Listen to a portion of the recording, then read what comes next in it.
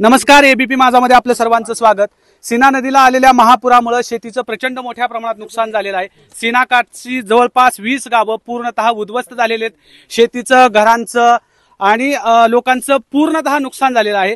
तर मी सध्या सोलापूर जिल्ह्यातील माढा तालुक्यातील एका शेतात उभा आहे आणि या शेतकऱ्यांच्या वेदना जाणून घेण्यासाठी, पूरग्रस्तांच्या वेदना जाणून घेण्यासाठी खुद्द सोलापूर जिल्ह्याचे जिल्हाधिकारी जे आहेत कुमार आशीर्वाद सर ते आलेले आहेत। आपण त्यांच्याशी थेट संवाद साधूया। नेमके शेतकऱ्यांच्या वेदना काय आहेत, शेतकऱ्यांशी तुमचं बोलणं झालंय का, शेतकऱ्यांनी नेमकं काय त्यांच्या मागण्या केलेल्या आहेत? जी बघा, या ठिकाणी केवड गावमध्ये आम्ही आलो आहे।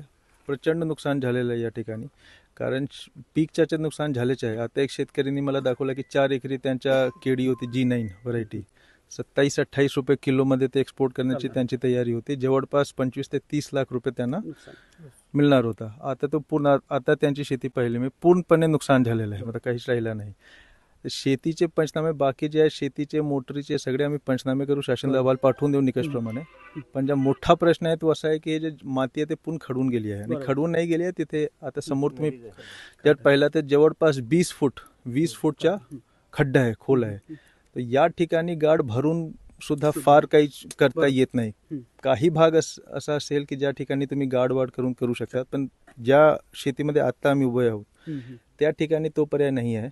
त्या ठिकाणी पुनर्वसनच करावे लागेल। पुनर्वसनसाठी जे पण कायदे आहेत, नियम आहेत, त्याचा अभ्यास करून आम्ही 15-20 ऑक्टोबर पासून त्यावर थोडा गांभीर्याने सुरू करणार। ठीक आहे, बरोबर सर। एक मुद्दा आहे की पुनर्वसनाचा, म्हणजे ज्या शेतकऱ्यांच्या जमिनी खरवडून गेल्यात, साधारणतः 15 ते 20 फुटाचं खड्डे त्यांच्या शेतामध्ये पडलेलं, हा एक मुद्दा आहे। आणि दुसरा अतिवृष्टीचा आहे। तर पूरग्रस्त आणि अतिवृष्टीग्रस्त ह्या दोन्हीमध्ये तुम्ही काय निकष लावणार आहात का? आणि जे हे झालेले आहेत, शेतीचं नुकसान झालंय, खड्डे पडलेत, यांच्यासाठी वेगळा क्रायटेरिया काय लावणार आहात का शासन दरबारी? अतिवृष्टीचा जे मापदंड आहे तो आहे की 1 दिवसात 65 मिलीमीटर पेक्षा जास्त पाऊस पडला पाहिजे आणि त्यामध्ये तुम्ही पंचनामा करा आणि जे शासनाच्या निकष आहेत त्याप्रमाणे त्यांना हे मिळेल। अतिवृष्टीमुळे बहुतेक जमीन खडवून घेणे किंवा माती खडवून घेणे अशा प्रकार घडत नाही। हा पूर ज्या ठिकाणी आला आहे आणि असा भयंकर पूर ज्या ठिकाणी आलेला आहे त्या ठिकाणीच तो पुनर्वसनाचा प्रश्न असते, कारण आता ही जी जमीन आहे ते शेती करण्यायोग्य नाही आहे। मतलब काहीच करून पण इथे शेती करण्यास शक्य नसते। त्या ठिकाणी असे जे जमीन आहेत, असे जे शेतकरी आहेत ना, जे आता फक्त 7-12 वर आता ते शेतकरी राहिलेले, त्यांच्यासाठी आम्ही पुनर्वसनचा तो सुरू करू। माढा तालुक्यातील साधारणतः किती गावांना असा फटका बसलेला आहे? तुम्ही फिरताय, लोकांशी संवाद साधताय, शेतकऱ्यांशी बोलताय, काय त्यांच्या वेदना आहेत, किती नुकसान झालेलं आहे? बघा, तुमच्या माढा तालुक्यामध्ये कव्हे बंधारेचे खाली जे पण गावे आहेत, उंदरगाव, महेशगाव, तांदुडवाडी, उंदरगाव, केवड, दाडफड, निमगाव, हे सगळे गावमध्ये बऱ्यापैकी अशीच परिस्थिती आहे। आता यानंतर आम्ही उंदरगाव जाणार, त्यानंतर वकाव जाणार है ना। नाडी आणि चिंचगाव मी ऑलरेडी विजिट केलेले आहे। काही ठिकाणी आता जसं मोहोडमध्ये मल्लिकपेठमध्ये आम्ही गेलो होतो, त्या ठिकाणी पीकच्या जास्त नुकसान दिसलं। तिथे पण जमीन खडून गेली आहे, पण पीकच्या नुकसान जास्त दिसलं।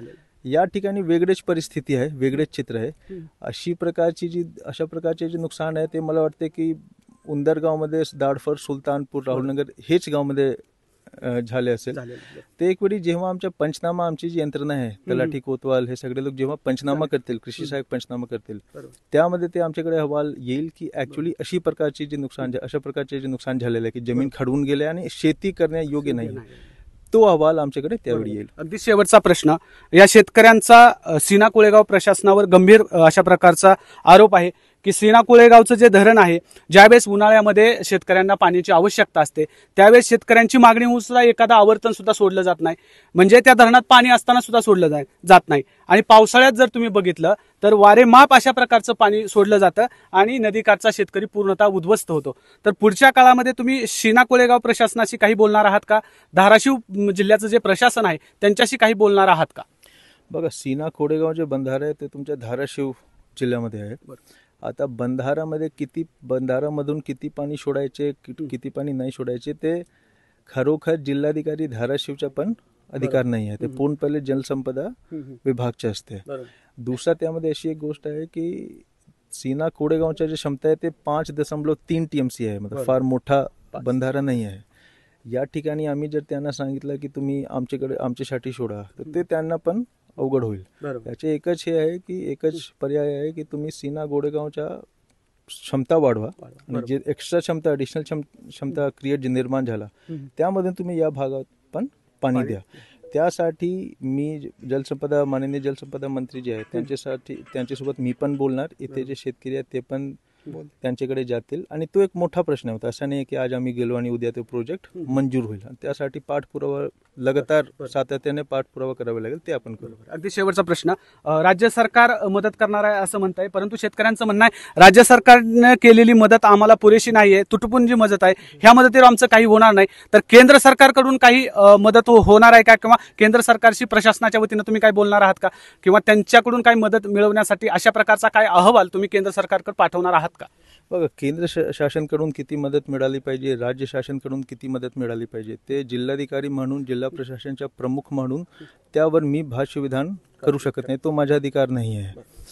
पण राज्य शासनाला हे कळलं आहे की खूप जास्त प्रचंड नुकसान झालेलं आहे. कारण सोलापूर, धाराशिव, बीड, अहिल्यानगरमध्ये पण थोडाफार नुकसान झालेलं आहे. प्रत्येक जिल्ह्यातून तो रिपोर्ट गेला आहे की म्हणजे खूप जास्त नुकसान झालेलं आहे. आपण पण तसंच एक अहवाल पाठवू की म्हणजे जेवढा नुकसान झालं आहे त्याप्रमाणे मदत पण झाली पाहिजे. तर आताच बघितलं की हे होते सोलापूर जिल्ह्याचे, तर आताच आपण बघितलं की सोलापूर जिल्ह्याचे जिल्हाधिकारी कुमार आशीर्वाद सर होते. थेट बांधावरून त्यांनी शेतकऱ्यांशी संवाद साधलेला.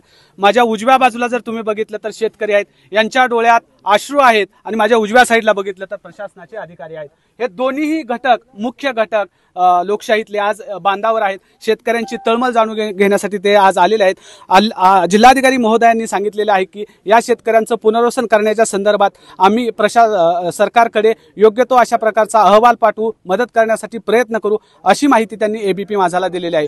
माढ्याहून गणेश लेटके, एबीपी माझा. एबीपी माझा, उघडा डोळे बघा नीट.